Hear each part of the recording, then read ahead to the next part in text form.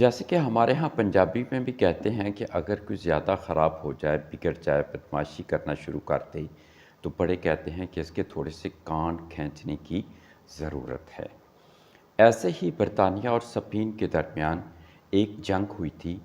جس کو Jenkin year وار کہتے ہیں۔ یہ وار جو ہے 1739 میں شروع ہوتی ہے۔ اس کا بیک گراؤنڈ کچھ ایسا تھا کہ 1713 میں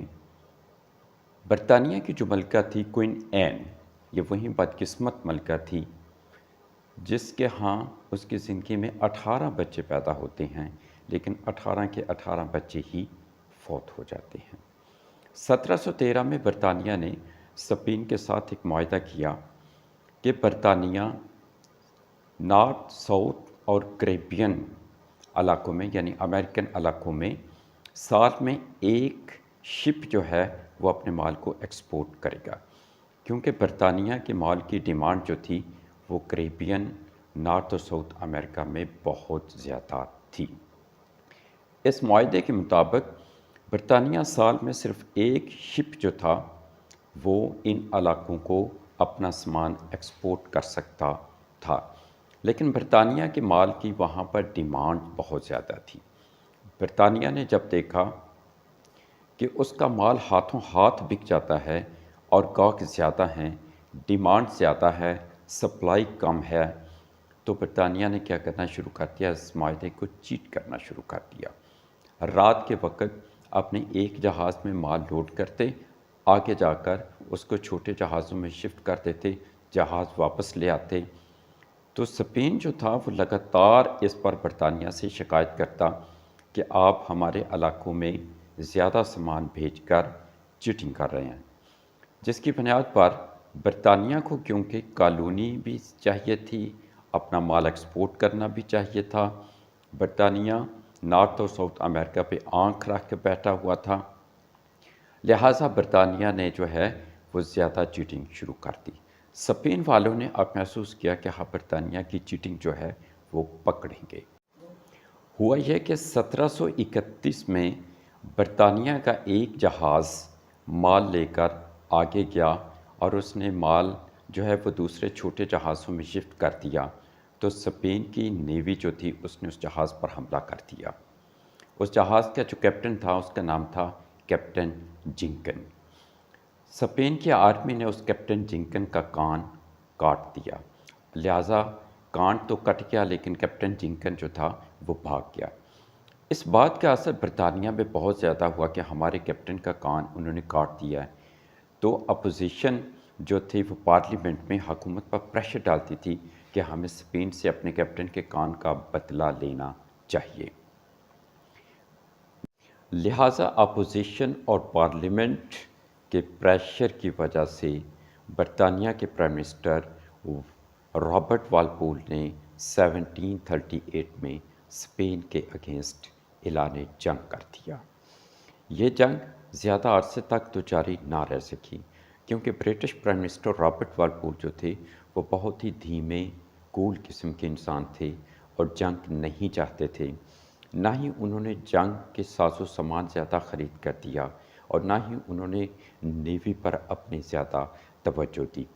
لیکن 1739 میں ایک battle of port polio Panama پہ ہوتی ہے، جس پر برطانیہ نے کافی آگے تک گئے اور اسپین کی کالونی پاناما جو تھی وہاں پر قبضہ کر لیا۔ لیکن اس کے جواب میں 1741 میں اسپین نے ایک ایکسپیڈیشن شروع کی جس کو کارٹیگینا کہتے تھے، اور اس میں انہوں نے برطانیہ کا بہت زیادہ نقصان کیا، بہت زیادہ کیجولٹیز ہوئیں، ان کی نیوی اور آرمی کو ڈیفیٹ کا سامنا کرنا پڑا۔ برٹش آرمی جو کہ لگاتار اپنے پرائم منسٹر سے یہ ڈیمانڈ کر رہی تھی کہ ہمیں اکوپمنٹ، پیسہ اور نیوی میں ڈیولپمنٹ کی ضرورت ہے، لیکن برٹش پرائم منسٹر ان باتوں پر توجہ نہ دیتے تھے۔ اس کا نتیجہ کیا ہوا؟ تقریباً برٹش یہ جنگ ہار چکے تھے اور عوام کا پریشر بھی کافی آ چکا تھا کہ ہم یہ جنگ کیوں ہارے ہیں۔ آف کورس 1741 میں جو الیکشن ہوئے وہ پرائم منسٹر رابرٹ والپور کی پارٹی تو جیت گئی، لیکن 1742 پہ پرائم منسٹر رابرٹ والپور پر اتنا پریشر پارلیمنٹ سے آیا کہ اس کے ساتھ ہی اس کا ساتھ چھوڑ گئے اور نتیجے کے طور پر پرائم منسٹر کو پارلیمنٹ سے استعفیٰ دینا پڑا۔ اس جنگ کے نتائج جو نکلتے ہیں وہ کچھ یہ ہیں کہ برطانیہ کو محسوس ہوا